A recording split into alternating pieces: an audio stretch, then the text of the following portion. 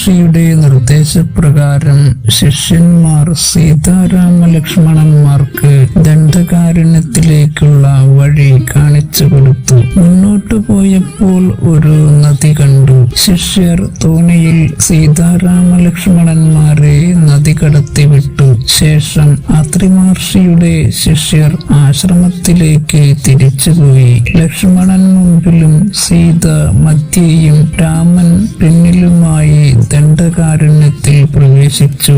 ദാഹം തീർത്ത് മരച്ചുവട്ടിലിരിക്കവേ ഒരു മഹാസത്വത്തെ അവർക്ക് കാണാൻ സാധിച്ചു. ആ സത്വം സീതയ്ക്കു നേരെ നടന്നെടുത്തു. ഇതു കണ്ട രാമൻ ആ സത്വത്തിന്റെ കൈകാലുകൾ മുറിച്ചു. ഭൂമിയിൽ രക്തം പരന്നൊഴുകി. ആ സത്വം വിരാതൻ എന്നാണ് അറിയപ്പെട്ടിരുന്നത്. വിരാതനിൽ നിന്ന് സുന്ദര രൂപം പ്രത്യക്ഷമായി. വിരാതൻ ശ്രീരാമപാദങ്ങളിൽ നമസ്കരിച്ചു.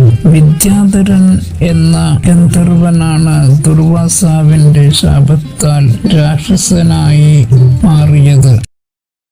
വിരാതൻ തന്റെ സ്തുതി തുടർന്നു. എല്ലാ കാലത്തും നിന്റെ ചരണദ്വയം ചിന്തയിൽ തെളിയണം. ഭക്തി തുളുമ്പുന്ന വാക്കുകളാൽ കീർത്തനം ആലപിക്കാൻ കഴിയണം. കരങ്ങളാൽ അർച്ചന ചെയ്യാൻ കഴിയണം. കണ്ണുകളാൽ രാമലിംഗങ്ങൾ കാണണം. കർണങ്ങൾ കൊണ്ട് രാമകഥ കേൾക്കാൻ കഴിയണം. വിദ്യാധരൻ ദേവലോകത്തേക്ക് മടങ്ങിപ്പോയി. വിരാതമോക്ഷത്തിനു ശേഷം ശരഭംഗമുനിയുടെ ആശ്രമത്തിലേക്കാണ് സീതാരാമ ലക്ഷ്മണന്മാർ പോയത്.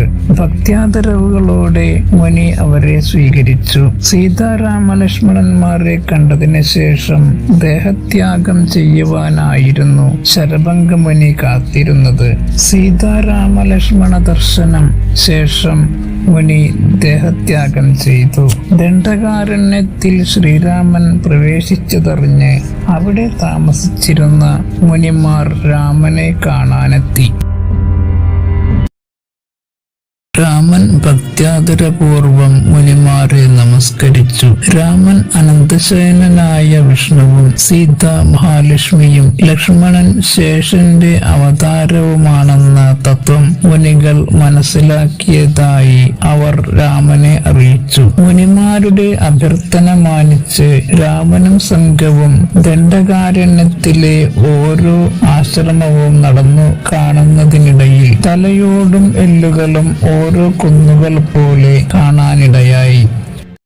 രാക്ഷസന്മാർ ഭക്ഷിച്ച മുനിമാരുടെ ശരീരാവശിഷ്ടങ്ങളായിരുന്നു അത്. അതിന് കാരണഭൂതരായ രാക്ഷസന്മാരെ വധിച്ചു കൊള്ളാമെന്ന് രാമൻ വാക്കുകൊടുത്തു. സുതീഷ്ണാശ്രമത്തിലേക്കാണ് അവർ പോയത്. അഗസ്ത്യ മഹർഷിയുടെ ശിഷ്യനായിരുന്നു സുതീഷ്ണൻ. അഗസ്ത്യ മഹർഷിയുടെ ഉപദേശപ്രകാരമാണ് താൻ രാമമന്ത്രം ജപിച്ചു തുടങ്ങിയതെന്ന് സുതീഷ്ണൻ രാമാദികളോട് പറയുന്നു. രാമനും സംഘവും സുതീഷ്ണന്റെ സൽക്കാരത്തിന് ശേഷം സന്ധ്യാവന്തനം കഴിഞ്ഞ് അഗസ്ത്യാശ്രമത്തിലേക്ക് പോകുന്നു. അഗസ്ത്യാശ്രമത്തിൽ നിന്നും 2 യോജന വഴിയുണ്ട് ഗൗതമി നദിയുടെ തീരത്തുള്ള പഞ്ചവടിയിലേക്ക്. അവിടെ ആശ്രമം നിർമ്മിച്ച് വസിച്ചുകൊണ്ട് ദേവകാര്യങ്ങൾ നിർവഹിക്കാൻ അഗസ്ത്യ മഹർഷി രാമനെ ഉപദേശിക്കുന്നു. പഞ്ചവടിയിലേക്ക് പോകും വഴിയാണ് ജടായുവിനെ അവർ കണ്ടുമുട്ടുന്നത്.